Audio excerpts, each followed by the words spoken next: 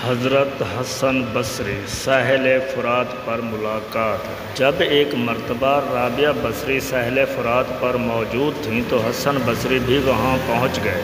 اور پانی پر مصلی بچھا کر فرمایا کہ آئیے ہم دونوں نماز ادا کریں۔ رابعہ بصری نے جواب دیا کہ اگر یہ مخلوق کے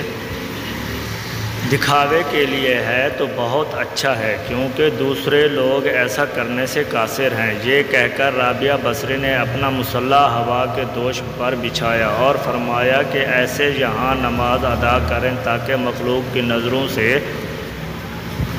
اوجھل رہیں۔ پھر بطور دلجوئی رابعہ بصری نے فرمایا کہ جو فعل آپ نے انجام دیا ہے وہ تو پانی کی مچھلیاں بھی کر سکتی ہیں،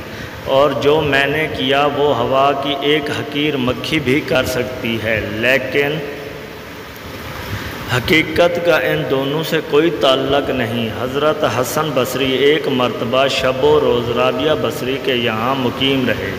اور حقیقت و معرفت کے موضوع پر بات کیے گئے گفتگو کرتے رہے۔ حسن بصری کہتے ہیں کہ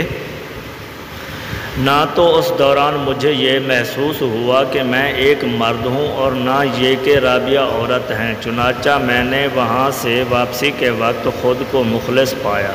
ایک مرتبہ حضرت رابعہ بصری نے حضرت حسن سے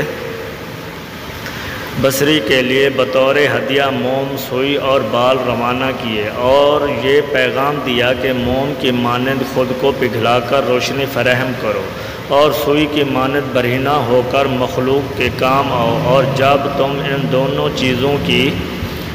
تکمیل کر لو گے تو بال مانند ہو جاؤ گے اور کبھی تمہارا کوئی کام خراب نہیں ہوگا۔